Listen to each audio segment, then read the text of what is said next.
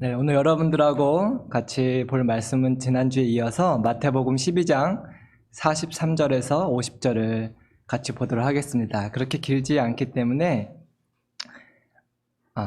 저희 오늘 본문 말씀을 다 같이 읽고 나누도록 하겠습니다. 근데 제가 두 부분으로 나눠왔거든요. 그래서 먼저 43절에서 45절 말씀을 같이 읽고 전반부를 보고 뒤에 말씀 또 보도록 하겠습니다. 43절부터 45절까지 같이 읽겠습니다. 시작. 더러운 귀신이 사람에게서 나갔을 때에 물 없는 곳으로 다니며 쉬기를 구하되 쉴 곳을 얻지 못하고 이에 이르되 내가 나의 온 집으로 돌아가리라. 와 보니 그 집이 청소되거늘 이에 가서 저보다 더 악한 귀신 7을 데리고 들어가서 거하니 그 사람의 나중 형편이 전보다 더욱 심하게 되느니라. 이 악한 세대가 또한 그렇게 되리라. 아멘. 좀 시작부터 무서운 말씀을 저희가 같이 읽었습니다. 이렇게 귀신에 대해서 말씀하시면서 이 악한 세대가 또한 이렇게 되리라 라고 무서운 책망의 말씀을 예수님께서 해주셨습니다. 네, 오늘 43절에 45절 말씀은요, 사실 지난주에 봤던 38절에서 42절 말씀에 이어지는 말씀이라고 볼 수 있겠습니다. 지난주에 저희 말씀 기억하시죠? 예수님이 저희에게 베푸시는 많은 기적들이 예수님이 그리스도시라는 표적이 아니라 뭐가 예수님이 그리스도이신 표적이라고요? 크게 말씀하셔도 됩니다. 십자가 사랑. 내가 너에게 보여줄 표적은 뭐밖에 없다? 요나의 표적밖에 없다. 내가 너희를 죽기까지 사랑한 그 사랑이, 그 십자가 사랑이 내가 그리스도라는 증거다. 근데 이 악한 세대가 그것을 믿지 않고 계속해서 이제 물질적인 그런 기적만 구하는구나 하고 악한 세대를 책망하셨죠. 오늘 본문은 지난주에 이어서 계속해서 예수님 당시에 그 악한 세대를 책망하시는 말씀이지 여러분들을 책망하는 말씀이 아니기 때문에 좀 인상 피셔도 됩니다. 한 절 한 절 보도록 하겠습니다. 43절. 제가 이번엔 쉬운 성경으로 찾아왔는데 한번 읽어드리겠습니다. 더러운 영이 어떤 사람에게서 나와 쉴 곳을 찾아 물 없는 곳에서 헤맸으나 찾지 못하고, 예수님이 어떤 사람에게서 귀신을 내어 쫓아주신 사건을 예로 들어서, 오늘은 그 귀신에 대해서 말씀하시는 게 포인트가 아니라 그 사건을 예로 들어서 그 당시 악한 세대를 책망하시는 말씀입니다. 근데 제가 왜 쉬운 성경으로 찾아왔냐면요, 개역 개정에는 저희가 일반적으로 보는 개역 개정에는 귀신이라고 번역되어 있는데 잘못된 번역은 아니지만 저희 한국 문화상 귀신이라는 뉘앙스가 오해되기가 너무 쉬운 뉘앙스랑 저희 안에 선입견이 있어서 좀 더 성경적인 번역으로 악한 영, 더러운 영이라고 번역된 쉬운 성경을 제가 찾아왔습니다. 그래서 특히 한국 문화에서 귀신이라는 번역보다 더 올바른 번역인 것 같습니다. 저희가 악한 영에 대해서 가질 수 있는 크게 잘못된 두 가지 반응이 있습니다. 첫째는 지나치게 두려워하는 것, 두려워할 필요가 없는 대상이죠. 두 번째는 두려워하진 않는데 그들의 존재 자체를 부인하는 것, 귀신을 믿지 않는 그런 문화가 특히 서양 문화에 많이 있죠. 제가 이제부터는 귀신이라고 하지 않고 좀 더 성경적으로 옳은 번역인 악한 영 혹은 더러운 영이라고 하겠습니다. 그래서 오늘 말씀은 더러운 영에 대한 말씀은 아니지만 저희가 그래도 잘못 알고 있는 부분을 없게 하기 위해 잠깐만 보고 넘어가도록 하겠습니다. 더러운 영들은 저희가 한국 문화에서 알고 있는 것처럼 죽은 사람들의 영이 절대로 아니라는 것을 여러분들 잘 알고 계십니다. 성경에 이렇게 많은 얘기가 나오지 않지만 성경에 나와 있는 말씀을 근거로 볼 때 죽은 사람들의 영은 절대 아니고요. 예전에 한때 천사였다가 하나님께 범죄하고 반역해서 천국에서 쫓겨나게 된 악한 영들이라는 것을 저희가 알고 있습니다. 그들은 천사와 달리 육체가 없는 영만 있는 영적인 존재들이에요.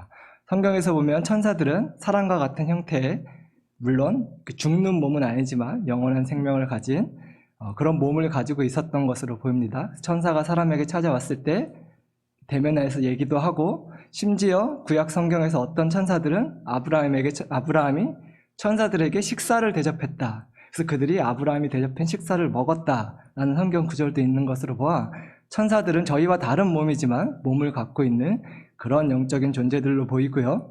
하지만 성경에 나와 있는 악한 영들, 더러운 영들은 육체가 없이 그냥 영만 있는 그런 공중의 권세 잡은 자들, 하늘에 있는 악한 영들인 것을 알고 있습니다. 육체가 없어서 그런지 왜 그런지는 모르겠지만 사람 안에 들어오고 싶어하고 이렇게 거할 곳을 찾는 것으로 보입니다. 더 중요한 세 번째는 오늘 좀 두렵고 떨리는 듯한 말씀인데, 믿는 자들 안에는 사단이 들어올 수 없다는 것을 정확히 좀 짚고 넘어갔으면 좋겠습니다. 명목상의 신자들 말고 정말 예수 그리스도를 마음으로 믿고 입으로 시인해요. 거듭나서 전능하신 하나님의 거룩하신 영이 저희 안에 거하시는 분들 안에는 오늘 예수님이 예로 드신 더러운 영이 들어와서 살게 되는 일이 없기 때문에 두려워하지 마시고 편안하게 오늘 말씀 들어주시면 되겠습니다. 하지만 저희 안에 들어와서 살 수는 없지만 성경에서 근거로 보면 사단이 저희 안에 생각은 집어넣어 줄 수 있습니다. 그리고 어떤 마음은 집어넣어 줄 수 있죠. 그것을 저희가 반사하고 거부해야 되는데, 사단이 넣어준 생각이나 그 감정들을 저희가 동의하고 묵상하면 그 생각들이 저희 안에 자라나서 어떤 이론이나 가치관이나 사상들로 자리 잡게 되는 수가 있고요. 사단이 심어준 그런 감정들을 저희가 계속 묵상하고 키우다 보면 그 감정들이 자라나서 저희 안에 쓴 마음이나 상한 마음이나 용서하지 않는 마음이나 그런 생각과 감정으로 자리 잡은 것을 저희는 성경적인 표현으로 견고한 진이라고 표현합니다. 믿는 자들 안에는 사단이 절대로 들어와서 저희가 소위 말하는 귀신 들림이란 일은 당할 수가 없지만, 그런 견고한 진이 저희 안에 있을 수는 있는데 그 견고한 진하고 귀신 들림은 여러분들이 헷갈리시면 안 되고 명확히 구분하셨으면 좋겠습니다. 그래서 오늘 말씀은 악한 영에 대한 설명은 여기까지 하고요. 왜냐하면 악한 영에 대한 사건을 예로 들어서 그 당시의 세대를 책망하시는 것이 포인트이기 때문입니다.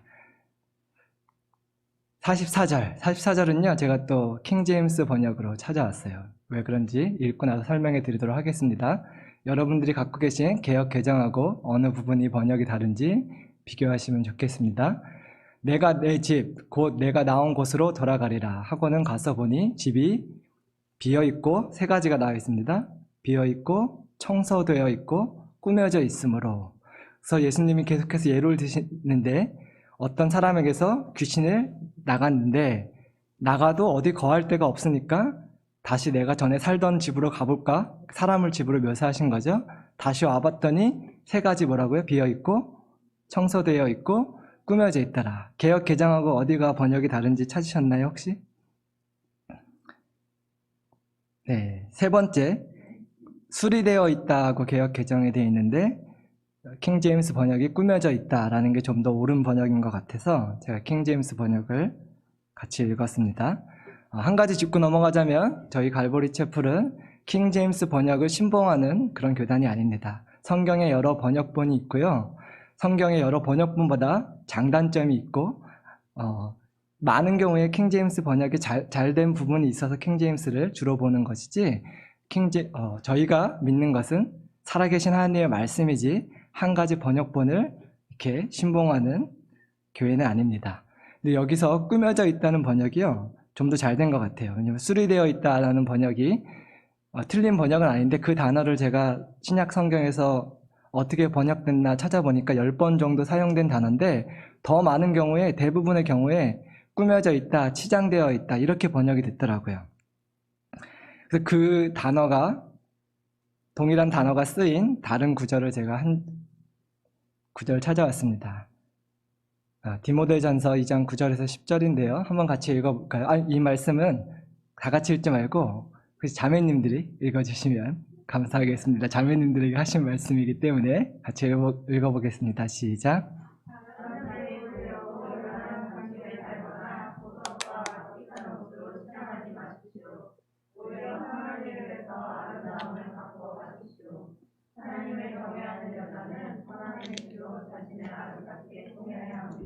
아멘. 남자들은 여자들이 잘 꾸몄으면 좋게 쓰시겠지만 아멘 해야 되는 말씀인 줄로 믿습니다. 외적인 것을 꾸미는 것이 잘못됐다고 말하는 게 아니라 외적인 것만 꾸미기보다 내면의 아름다움을 꾸미는 것이 더 중요하다, 이런 말씀인데요. 여기서 그 꾸미다, 치장하다, 그런 단어가 오늘 본문에 나와 있는 그 수리되어 있다, 꾸며져 있다, 이렇게 번역될 수 있는 단어입니다. 오늘 읽었던 디모데전서 말씀처럼 당시에 그 세대들을 예수님이 책망하시면서 그들에게 기대하셨던 것이 바로 이런 것들이겠죠. 외적인 것, 사람들의 눈에 보이는 행동에만 꾸미고 신경 쓰는 게 아니라 우리 하나님이 보시는 우리 중심, 우리 마음, 태도와 동기, 우리 내면의 아름다움을 꾸미기 원하셨는데 당시 종교 지도자들 안에 이러한 모습이 없었습니다. 하나님이 보시는 마음을 가꾸기보다 사람에게 보여지는 종교 행위에만 신경 썼던 세대고요. 그래서 말씀에서 나와 있는 하나님이 정말 원하시는 선한 행실, 즉 사람을 사랑하고 이웃을 사랑해서 좋은 옳은 동기, 사랑의 동기와 태도로 하는 그런 참된 선한 행실은 그들 안에 있지 않고 겉모습만 번지르한 위선자들이었기 때문에 예수님께서 그 당시 종교 지도자들, 바리새인과 서기관들을 독사의 자식이라고까지 표현하시면서 책망하셨던 것을 저희는 알고 있습니다. 저희는 그 세대를 본받지 말아야겠습니다. 그 세대를 본받지 말아라 하면 여러분들 생각나시는 말씀 있죠? 혹시 로마서 12장 2절 말씀 제가 찾아오지 않았는데 외우시는 분들 있다면 같이 저희 좀 선포하시는 의미로 이렇게 좀 선포해봤으면 좋겠습니다. 모르셔도 돼요. 제가 크게 하겠습니다. 아시는 분들이 있을 것 같아서. 시작. 너희는 이 세대를 본받지 말고 오직 마음을 새롭게 함으로 변화를 받아 하나님의 선하시고 기뻐하시고 온전하신 뜻이 무엇인지 분별하도록 하라. 제가 정말 지금 감동받았어요. 한 3분의 1 이상이 암송하시는 것 같은데요. 필요할 때마다 선포하실 수 있게 말씀을 묵상하고 공부만 하시는 것이 아니라 시시때때로 선포해야 될 말씀을 이렇게 암송하시면 좋은 줄로 믿습니다. 그래서 이 세대를 본받지 말라고 하셨어요. 겉모습만 번지르하고 하나님이 정말 원하시는 내면의 아름다움, 하나님을 참되게 사랑하고 이웃을 사랑하는 그런 선한 행실은 없는 그 세대를 책망하시는 말씀이고 저희로 본받지 말라고 말씀하셨습니다. 그래서 지금 세대도 이 당시 세대와 크게 다르지 않다고 생각됩니다. 저희가 조심하자고 돌아보는 경각심을 갖는 입장에서 요즘 세대를 좀 돌아보도록 하겠습니다. 많은 찬양팀들이 진정성 있는 고백보다는 화려한 음악에 신경 쓰는 세대이죠. 또 많은 성경 교사들이 성령의 감동보다는 유창한 말, 이렇게 박식한 지식, 그런 것에 신경 쓰는 세대입니다. 많은 교회들이 참된 복음을 선포하는 것에 집중하기보다는 그럴싸한 프로그램, 사람들을 즐겁게 해줄 수 있는 많은 세상적인 프로그램을 더 신경 쓰는 그런 세대입니다. 저희는 하나님의 시선보다 사람에게 보여지는 것들에 더 신경 쓰는 그 예수님 당시 세대와 지금 세대를 본받지 말아야 될 줄로 믿습니다. 그런 저와 여러분이 되시기를 축복합니다. 근데 또 이렇게 얘기하면요, 찬양팀이 잘할 필요 없구나. 실력이 아무 중요한 게 아니구나. 공부 못해도 되는구나. 이렇게 또 극단으로 치우치시는 분들이 계실까봐 말씀을 한 구절 같이 읽도록 하겠습니다. 실력에 대해서 성경이 뭐라고 말하는지, 바울이 뭐라고 가르쳐주고 있는지 디모데전서 4장 8절을 제가 같이 한번 읽어보도록 하겠습니다. 시작.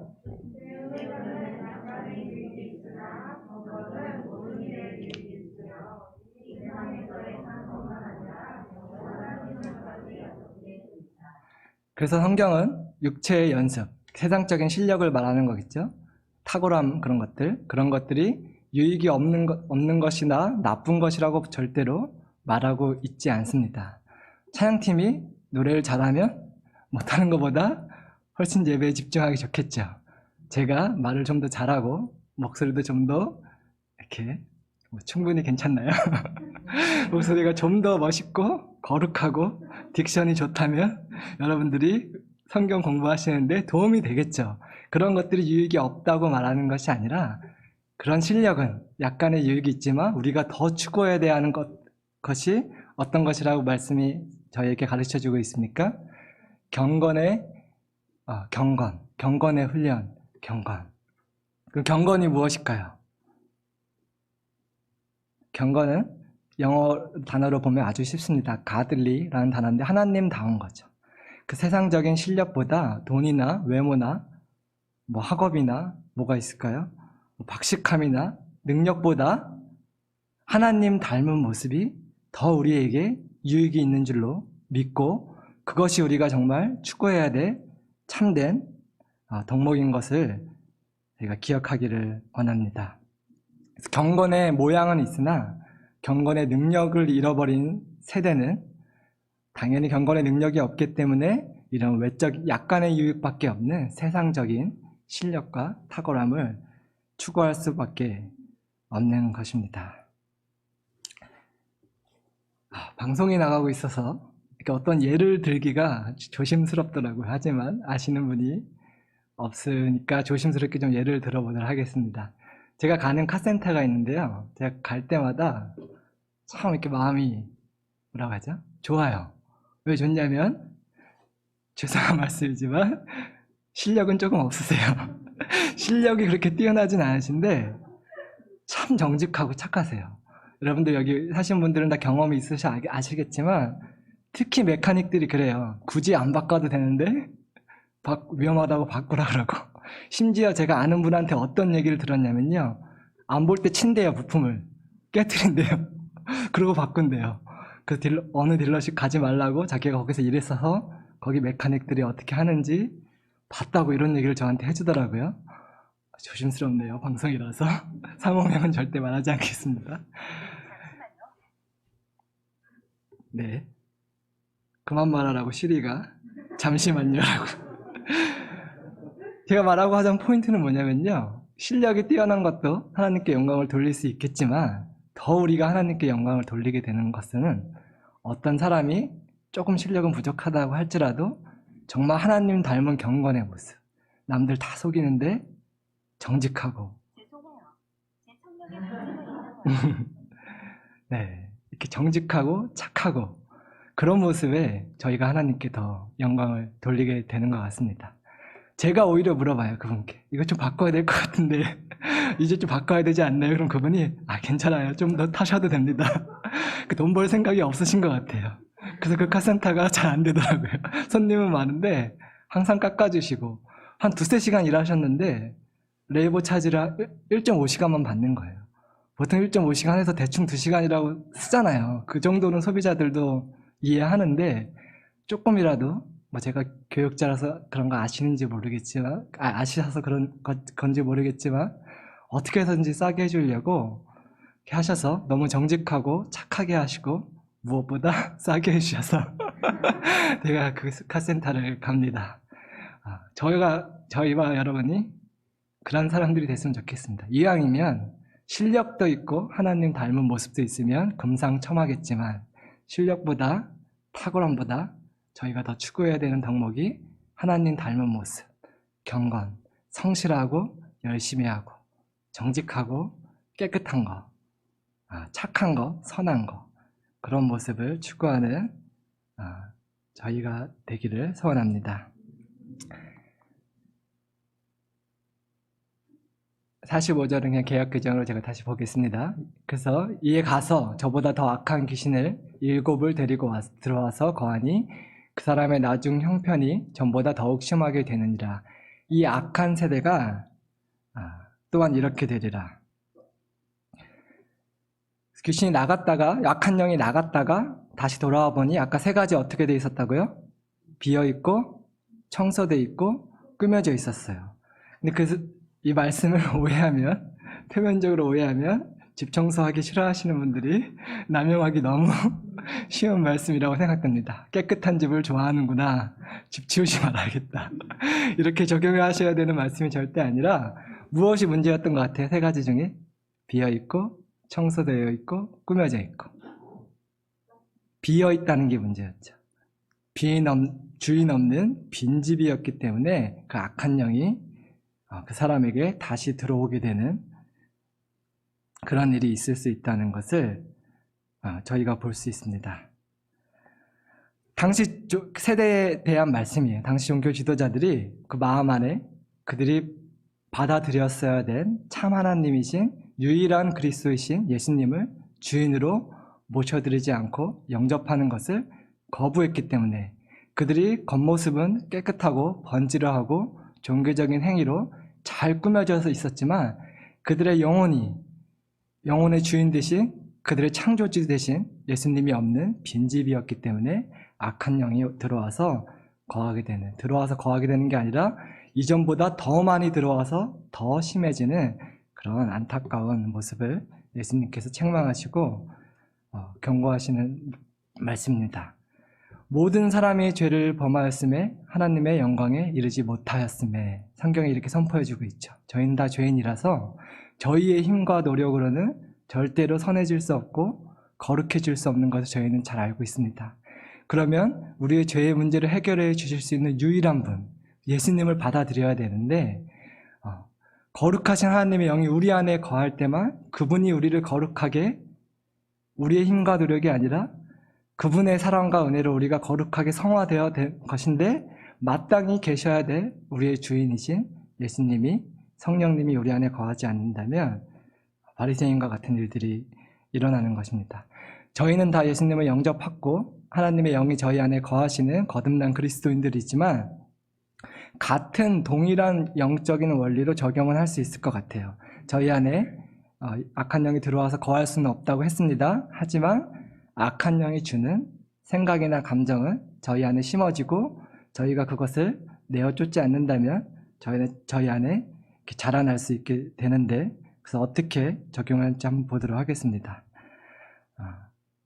두말하면 잔소리겠지만 예수님을 영접한 이후에 자동으로 우리 마음에 성령 충만함이 유지되는 것은 아니라는 것을 저희가 이론을 모르더라도 경험을 통해 뼈저리게 잘 알고 있습니다. 그래서 이런 것을 영적인 요요 현상과 같다고 이렇게 표현할 수 있겠는데요. 저희가 어떤 죄나 연약함을 이기고 극복한 줄 알았는데 마치 다이어트의 요요 현상처럼 몇 달이 지나고 몇 년이 지나고 갑자기 예전의 연약함이 다시 훅 치고 올라오는 그 정도가 아니라 어쩐 데는 더 심해지는 이런 경험을 다 해보셨을 줄로 생각이 됩니다.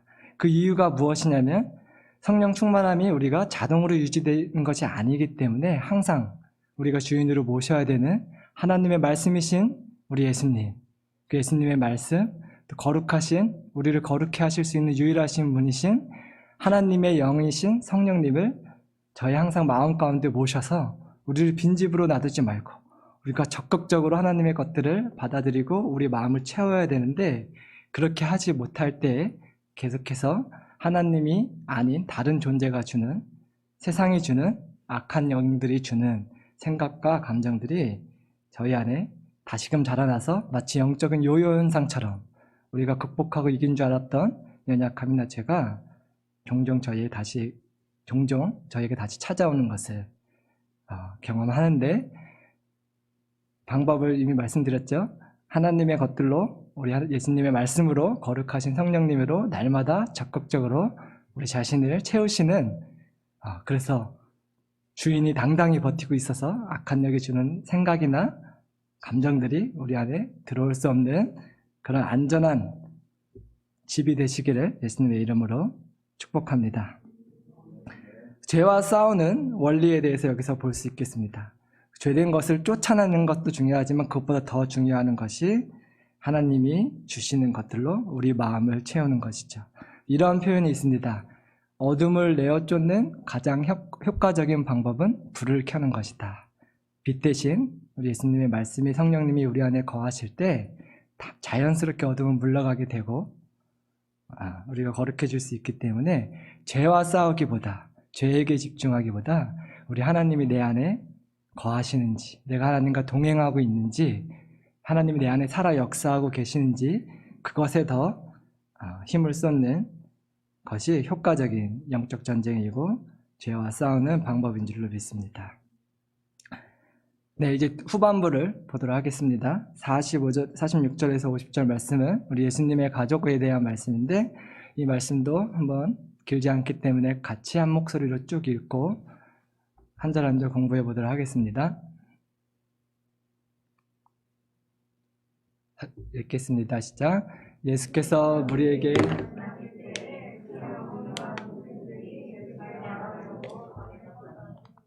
한 사람이 예수께 여짜오되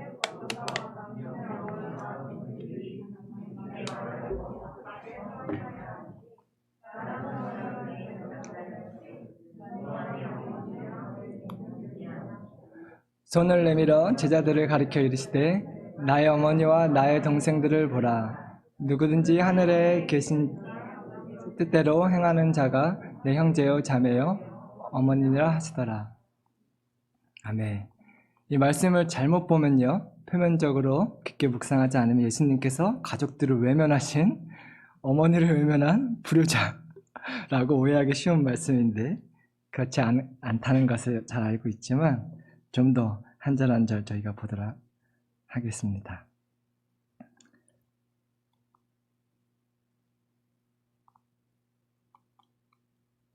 네, 예수님께서 그런 가르침을 하고 계실 때 예수님의 어머니와 동생들이 예수님께 할 말이 있어서 찾아왔다고 이렇게 본문이 말해주고 있습니다. 저희가 간과하기 쉬운 사실이 뭐냐면요, 우리 예수님이 죄가 없으신 것 빼고는 우리와 동일하게 연약하신 사람이었다는 것을 이제 기억하지 않으면 이렇게 머리로 알고 있지만 간과하기 쉬운 것 같습니다. 예수님도요, 죄는 물론 없으셨지만 이 부분은 확실하지만 똑같이 저희와 같이 상처도 받으시고 감기도 걸리셨을 거고 식사하지 않으시면 배고프셨을 거고 주무시지 않으면 피곤하셨을 거고 연약한 동일한 체질을 가진 육체를 가진 인간이셨습니다. 그래서 예수님도 가족이 있으셨습니다. 동생들이 있었고요. 동생들의 이름이 4명 정도는 성경에 나오기도 하고 여동생들의 이름은 성경에 나오지 않지만 예수님의 또 어머니와 아버지가 있으셨습니다. 근데 성경에서 보면 오늘 본문에서도 그렇고 많은 구절에서 요셉의 이야기가 더 이상 나오지 않아요. 어머니와 형제들이 찾아왔다, 아버지가 찾아왔다 이런 얘기가 나오지 않습니다. 그런 것으로 정확하게 알 수는 없지만 성경적으로 추측해 볼 때 많은 성경학자들이 혹시 요셉이 일찍 돌아가서 예수님이 홀어머니를 모시고 장남으로서 가장의 역할을 하면서 힘겹게 살지 않았을까 이런 추측을 하고는 합니다. 근데 무슨 말을 하러 왔는지 마태복음에는 얘기해 주지 않아요. 궁금하시죠, 여러분?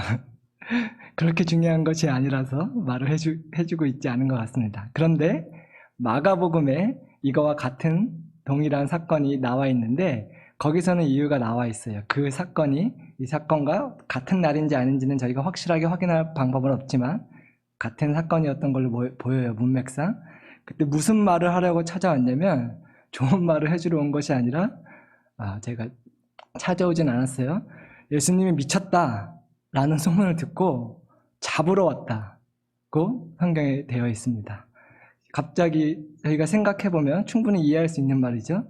우리 형이었는데, 우리 오빠였는데, 내 아들이었는데 어느 날 갑자기 30살이 되던 해 사실 나 하나님이야 이러고 사역을 하고 돌아다닙니다. 그리고 좋은 소문만 들리는 게 아니라 미쳤다, 귀신 들렸다 이런 소문이 들리니까 예수님의 사역을 말리러 인간적인 마음에 하나님의 뜻을 모르고 찾아왔던 것으로 보입니다. 그런 문맥에서 보면 오늘 예수님이 어떻게 보면 너무 매정하게 예수님과 대화하러 온 어머니와 동생들을 이렇게 매정하게 대하신 것이 이해가 되는 것 같습니다. 47절에 48절 또 보겠습니다. 손을 내밀어 제자들을 가리켜 이르시되 나의 어머니와 나의 동생들을 보라. 누구든지 하늘에 계신 내 아버지의 뜻대로 하는 자가 제가 잘못 읽었네요. 47절에 48절 다시 읽겠습니다. 한 사람이 예수께 여짜오되 보소서 당신의 어머니와 동생들이 당신에게 할 말이 있어서 밖에 서 있나이다 하니 말하던 사람에게 대답하여 이르시되 누가 내 어머니며 내 동생들이냐 하시고 아마도 예수님께서 그들이 왜 찾아왔는지 아셨고 무슨 말을 하러 왔는지 아셨기 때문에 그 대화를 거절하신 것 같습니다. 부모님께 순종하라고 공경하라는 말씀은 십계명에서 사람에게 관련된 말씀 중에 가장 첫 번째 되는 아주 가장 중요한 말씀입니다. 당연한 거지만 우리 예수님이 그 누구보다 마리아를 사랑하고 공경하고 순종했었을 것이라는 것을 성경에 나와 있지 않아도 저희는 알 수가 있습니다. 근데 항상 단서가 붙어요. 어떻게 순종하라고 나와 있는지 아세요? 말씀에 주 안에서 부모에게 순종하라. 그 말씀은 무엇이냐면요, 저희가 부모님을 공경하고 사랑해야 되지만 부모님이 나한테 원하시는 뜻이 하나님이 나에게 명령하시고 말씀하신 내 소명이나 사명에 대치되는 걸 때는 부모님의 뜻보다 하나님의 뜻에 순종해야 된다는 것을 저희는 알고 있습니다. 그렇기 때문에 예수님께서는 예수님을 생각해줘서 하는 말이지만 예수님의 사역을 말리러 온, 붙들러 온 어머니와 동생들의 그 대화를 듣지도 않고 거절하실 수밖에 없었던 것이죠. 하지만 저희가 그런 결정을 해야 될 때가 있을지라도 저희의 태도만큼은, 마음만큼은 부모님을 끝까지 공경하고 설득해야 되겠죠. 부모님을. 이게 제 사명이라서 어머님 저를 걱정해 줘서 하는 말인 거 알지만 옛날 생각이 나네요. 저는 이 길을, 지금은 저희 어머니가 방송을 보시고 계시기 때문에 저의 가장 큰 기도 후원자이고 100% 200% 저의 사역을 서포트해 주시는 분이시기 때문에 오해하지 않으셨으면 좋겠습니다. 20년 전에 제가 월급 한 푼 안 받는 YM에서 평생 선교사로 살겠다고 하실 때에 마리아가 예수님을 말리러 왔듯이 저희 어머니 금식기도를 하시면서 저를 뜯어 말리실 수밖에 없었던 것이 인간적인 사랑이었습니다. 부모님의 사랑이었습니다. 예수님께서 그렇게 말씀하셨죠. 몇 주 전에 추 목사님의 설교를 통해서 잘 설명해 주셨는데, 가족을 나보다 사랑하는 자는 내게 합당하지 않다. 그 말씀을 하신 예수님께서 몸소 친히 솔선수범하셨죠. 하나님의 뜻을, 하나님의 사람들을 사랑하는 것을, 가족들을 사랑하셨지만 가족들을 사랑하시지 않으시지 절대 않았죠. 이 말씀에 동의하지 않는 분은 없을 거예요. 인간 중에 부모님을 가장 공경했던 분이 예수님이셨습니다. 이 말씀이 다 동의가 되시죠? 인간 중에 가족을 가장 사랑하는 분이 당연히 우리 예수님이셨을 것입니다. 근데 가족을 안 사랑한 게 아니라 하나님을 더 사랑하고 하나님이 내게 맡겨주신 소명과 사명을 더 사랑하셨고, 추 목사님이 설명해 주신 대로 가족을 미워하지 아니하면 내 제자가 될 수 없다는 말은 진짜 미워하라는 말이 아니라 우선순위에 있어서 그만큼 하나님을 더 사랑해야 된다는 말씀입니다. 피는 물보다 진하다는 한국 표현이 있죠. 가족 관계, 이제 혈연으로 맺어진 그 끈끈함이 그 어떤 세상의 관계보다 더 끈끈하다라는 표현이죠. 여러분, 피 한 방울 안 섞였지만 가족보다 더 사랑해야 될 사람이 있는 거 아세요? 예수님 말고 얘기하는 겁니다. 퀴즈예요. 피 한 방울 안 섞였지만 내가 피로 맺어진 가족보다 더 사랑해야 되는 사람이 누구죠? 한 사람이 있습니다. 배우자죠. 부모랑 자식 관계는 몇 촌이죠? 2촌이에요? 1촌인가요? 죄송합니다. 2촌이죠. 형제는 몇 촌이죠? 반은 1촌이라 하시고 저희가 다 이민자들이라서 한국 떠나온 지가 오래돼서 기억 못하셔도 괜찮습니다. 하지만 확실한 건 부부는 몇 촌이죠? 네, 피는 물보다 진하다는 말이 틀린 말은 아닌데요. 피보다 더 진한 게 있어요. 피 한 방울 안 섞였지만 영적으로 한 영이 되고 한 몸이 되기 때문에 더 가까운 관계고 더 아끼고 사랑해야 되는 관계입니다. 결혼 후에도 물론 철들어서 더 효도하고 더 가족들을 챙겨야 되죠. 하지만 여자분들 잘 이해하실 거예요. 우리 남편이 효자라서 어머니 말을 너무 잘 듣고 가족들을 너무 챙겨. 나는 맨날 두 번째인 것 같아. 이렇게 느끼시면 얼마나 서운하겠어요. 부모님을 사랑해야 됩니다. 믿지 않는 자들보다 저희가 더 사랑해야 됩니다. 결혼 후에 더 효도해야 됩니다. 하지만 하나님이 나에게 허락하신 뼈 중에 뼈요 살 중에 살인 나와 한 몸이고 한 영인 배우자는 가족보다 더 사랑해야 되죠. 제가 그렇게 하고 있지도 못하면서 마치 하고 있는 것처럼 그렇게 해야 된다는 거를 말씀드립니다. 이렇게 세상 관계에 있어서도요, 세상에서도 가족보다 더 사랑해야 되는 사람이 있습니다. 그래서 피는 물보다 진하지만 영은 피보다 진하다. 이렇게 표현할 수 있을 것 같습니다. 언젠지 기억도 안 나는데요. 신혼 때인 것 같은데 참 유치하게 제가 화내고 싸웠던 적이 있어요. 저희 와이프한테 너 동해진이야 맹해진이야 처신 똑바로 해. 이게 뭐 어떤 뉘앙스 문맥에서 내용은 기억이 안 나요. 근데 어떤 내용인지 대충 아시겠죠? 저희 와이프가 동해지니까요 맹해지니까요 법적으로 동맹해진입니다. 신분증에 동맹 써있어요. 그래서 더 이상 제가 이 질문을 못해요. 동해진이야 맹해진이야 그러면 동맹해진인데 이러면 더 이상 할 말이 없습니다. 쓸데없는 얘기해서 죄송합니다. 네. 배우자를 가족보다 더 사랑해야 된다는 것을 말씀드린 것입니다. 근데요, 예수님이 가족들보다 하나님의 뜻대로 행하시는 마지막 말씀 볼까요? 같이 한번 읽어보겠습니다. 시작.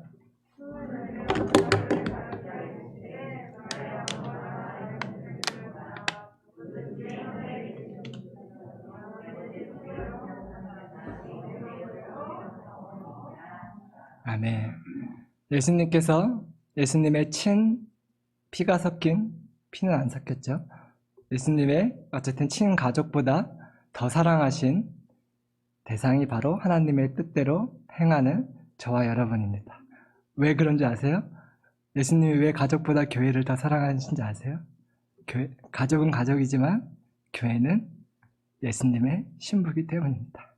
그래서 신랑 되신 예수님이 가족을 안 사랑하셔서가 아니라 가족을 끔찍히 그는 것보다 사랑하시지만 아마도 홀로 남겨졌을 마리아를 사랑하는 사랑이 그 누구보다 끔찍했을 것이지만 배우자 된, 신부된, 그분의 신부된 교회는 더 사랑하셨습니다. 얼마나 감사한지 모르겠습니다. 이런 관점에서 보면요, 가족을 나보다 사랑하는 자는 내게 합당하지 않다라는 말이 더 이상 무서운 말씀으로 들리지 않고요, 저는 이게 로맨틱한 말씀으로 들려요. 가족을 나보다 사랑하는 자는 더 합당하지 않다. 나는 너를 내 배우자처럼 생각하기 때문에, 너는 나의 신부된 자이기 때문에 나는 가족을 사랑하지만 내가 먼저 너를 내 가족보다 더 사랑했고 더 사랑한다. 대접받고 싶은 대로 남을 대접하라고 예수님께서 말씀하셨습니다. 예수님께서 먼저 그러한 사랑으로 우리를 사랑하신 이유는 무엇이겠어요? 우리 예수님도 저희에게 그런 사랑을 요구하시는 거예요. 나는 너를 그렇게 사랑했는데 너는 나를 어떻게 사랑해 줄 수 있겠니? 나는 너를 내 생명보다, 내 가족보다, 그 무엇보다 더 사랑했다.